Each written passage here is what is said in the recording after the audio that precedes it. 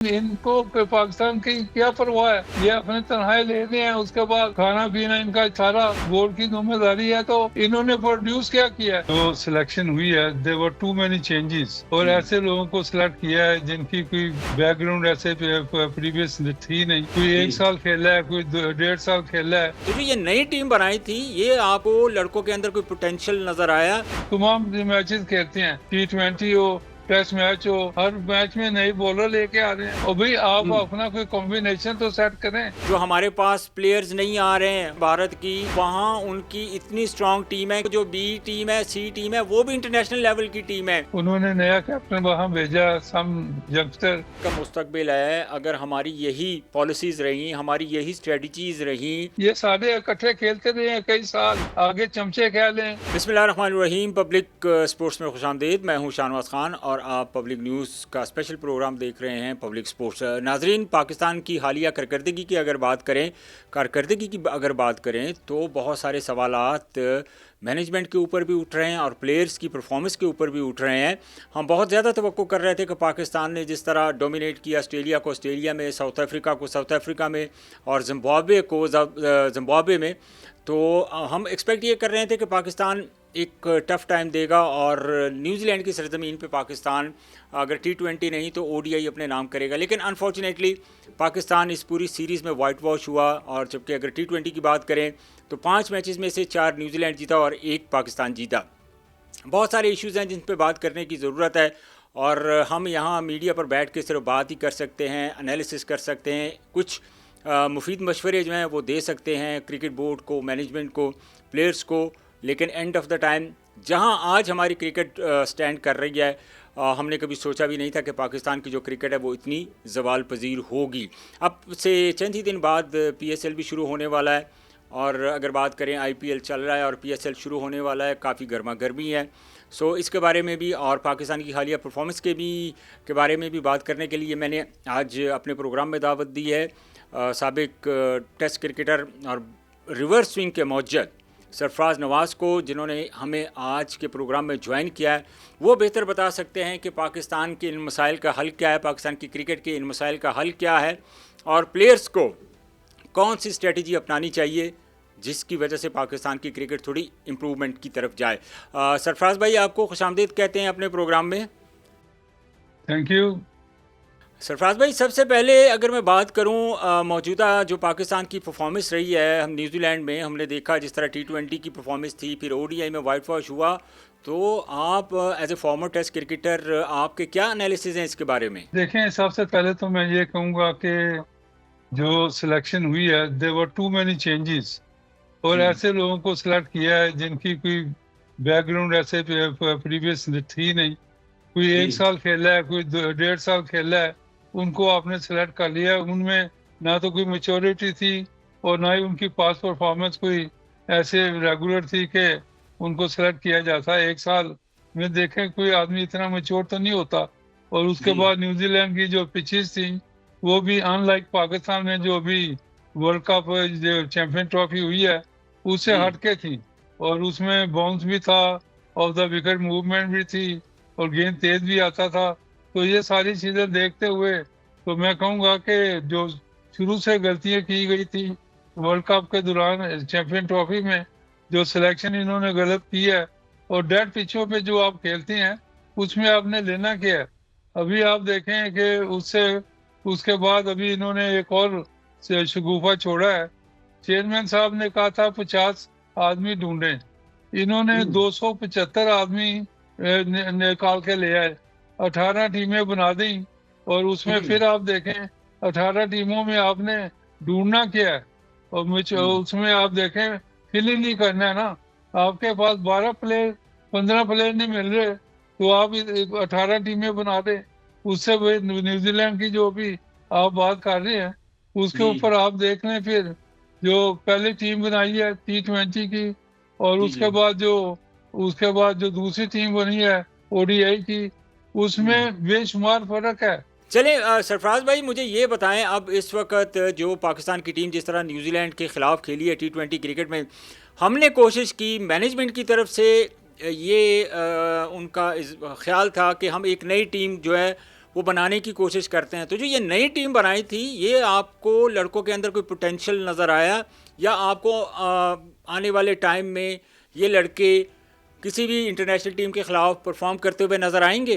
देखें, इससे पहले आप देखें, न्यूजीलैंड जाने से पहले जो आपके पास चैंपियन ट्रॉफी वर्ल्ड कप जो था, उसमें जो फास्ट बॉलर आपने रखे थे, उसके बाद ऑल ऑफ ए सडन आपने वो सारे चेंज कर दिए। T20 में कोई नए बॉलर डाल दिए, उसके बाद ODI में ये शहनशाह अफरीदी जैसे बॉलरों को आपने बाहर बैठा दिया। और इस तरह जो एक क्विक चेंजेस करते हैं, इस तरह टीमें नहीं चलती। टीम में एक स्टेबिलिटी होनी चाहिए। अब आप देखें, ऑस्ट्रेलिया के 3-4 फास्ट बॉलर वो IPL भी खेलते हैं, वो T20 भी खेलते हैं, वो फिर ODI भी खेलते हैं और टेस्ट मैचेस भी खेलते हैं। उनके स्टॉक है, कमिंग्स है, दूसरे 2 बॉलर हैं, और वो लगातार ये तीनों बॉलर तो खास तौर पे तमाम मैचेस खेलते हैं। हर ODI हो, T20 हो, टेस्ट मैच हो, तो उसके बाद फिर आप देखें, आप हर मैच में नए बॉलर लेके आ रहे हैं, और भाई आप अपना कोई कॉम्बिनेशन तो सेट करें। उसके बाद फिर आप पीछे पड़ गए हैं, अब रिजवान के पीछे पड़े हुए हैं, उसको कैप्टनी से हटा दिया अपना T20 में। तो ये ऐसे काम नहीं चलता। आपके पास पहले तो प्लेयर ही नहीं है ना कि आप चेंजेस ज्यादा करें। उसके बाद फिर आप बाबर आजम के पीछे पड़े हुए हैं कि उसको कि वो हटाए, ओपन कर दें, नीचे कर दें। और भाई वो आपका मेन बैट्समैन है, उस तरह का आपके पास बैट्समैन है ही कोई नहीं, कोई निकाले तो सही।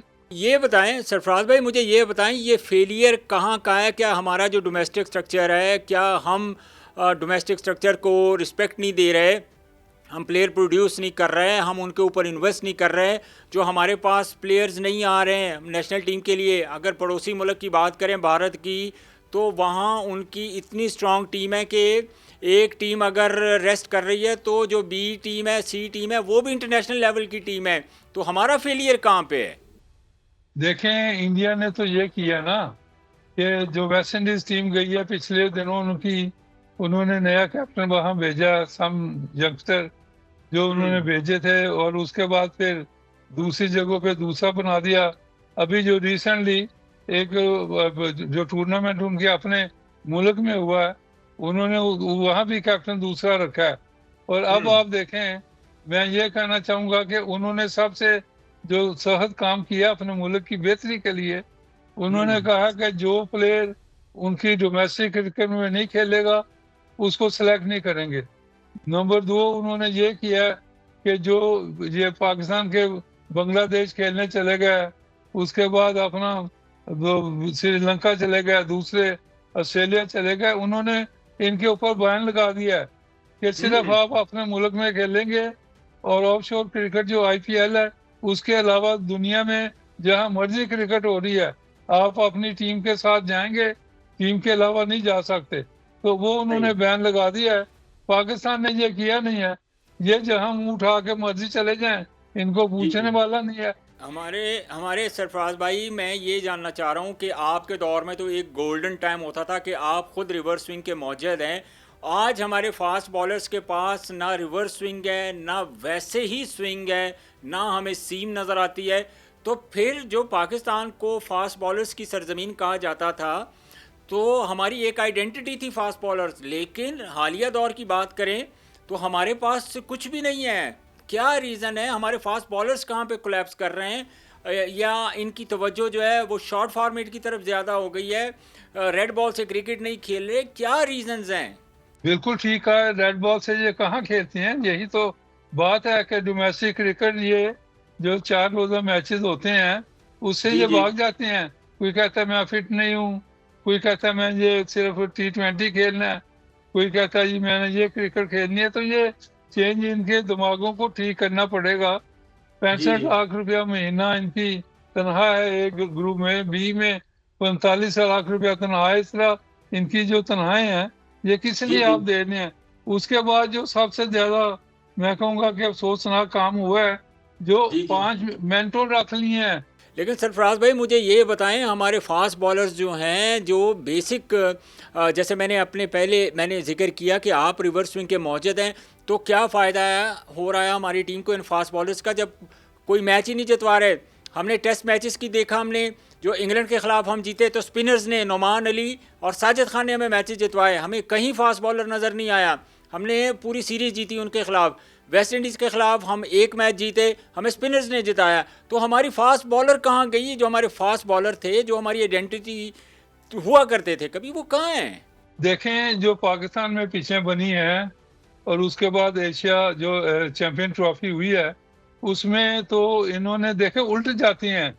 बजाय के स्पिनर पिच जो बनी हुई थी, और दुनिया जहान के स्पिनर 3-3 4-4, इंडिया ने 5 स्पिनर डाल दिए, इन्होंने एक स्पिनर डाला हुआ था। तो एक स्पिनर भी वो कामयाब नहीं स्पिनर था। उसके बाद इनको चाहिए था ना, नुमान और साजिद को टीम में डालते, और उनके लिए जो पिचें जो वो बड़ी कामयाब होनी थी, लेकिन इन्होंने 4 फास्ट बॉलर ले आए, 5 फास्ट बॉलर डाल दिए।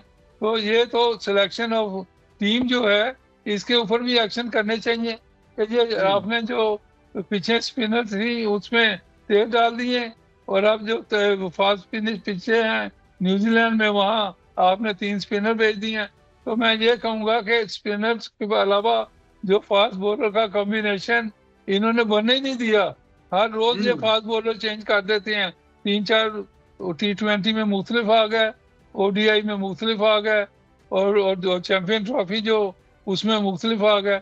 और भाई आपके पास इतने फास्ट बॉलर है ही नहीं, और उसके बाद इतने फास्ट बॉलर जो आप चेंज कर रहे हैं, इनके पास मेच्योरिटी क्या है? अच्छा सरफराज भाई, मुझे ये बताएं कि देखें, अभी जो पाकिस्तान क्रिकेट का मुस्तकबिल है, अगर हमारी यही पॉलिसीज़ रही, हमारी यही स्ट्रेटजीज़ रही, तो हमारी क्रिकेट हम कब तक तवक्को करें as a nation, as a Pakistani, as a cricketer? हम क्या समझें कि पाकिस्तान की क्रिकेट कब तक इसी तरह स्ट्रगल करती रहेगी? देखें, सबसे पहले तो आपको जुआ ग्रुप से निजात लेनी पड़ेगी। आपने जो मेंटोर में रखे हुए हैं ना, लेकिन मेंटोर तो, जिनकी आप बात कर रहे हैं, मेंटोर तो आए अभी तकरीबन 1 साल हुआ है, लेकिन हमारी क्रिकेट जो डिक्लाइन का शिकार है वो तो पिछले कई सालों से है। भैया आपकी मेरा ख्याल क्रिकेट में नॉलेज कम होता जा रहा है। मैं आपको थोड़ी पढ़ाई कर दूं? कैसे आप मेरी तरह बात सुन लें। आप ये कहते हैं मेंटोर 1 साल के आए हैं, सकलैन मुश्ताक पिछले 5-6 साल से टीम में घुसा हुआ है। उस वकास यूनुस पहले हेड कोच आया, फिर बॉलिंग 4 बार रहे, तो उसके बाद फिर ये मुश्ताक अहमद 5 साल रहा है क्रिकेट बोर्ड में, उसने कौन सा फास्ट बॉलर पैदा है। उसके बाद वहाब रियाज आया, वो ज़कात शेख के जमाने से बीच में घुस गया। उसके बाद ये सारे अपना, मैं कहूँगा, आप कैसे कह रहे हैं कि अभी आए हैं? ये इन्होंने तो शुरू से बीच में, मैं मेंटोर्स की बात कर रहा हूँ, और मेंटोर से पहले भी तो आए हैं ना। ये कंटिन्यूएशन है, वो जो पुराने आए हुए हैं ना, उनकी कंटिन्यूएशन ये फिर मेंटोर की सूरत में आ गए हैं। ये पहले भी घुसे हुए थे, अभी घुसे हुए हैं। सरफराज भाई बहुत शुक्रिया आपके टाइम का, क्योंकि हमारा टाइम इस वक्त हमारे प्रोग्राम का ख़त्म हो चुका है। Sarfaraz Nawaz, former test cricketer, हमारे साथ ही अपने ख्यालात का उन्होंने इजहार किया। नाजरीन, आज के प्रोग्राम से मुझे इजाज़त दीजिए, अपना बहुत सारा ख्याल रखिए। अल्लाह हाफिज़।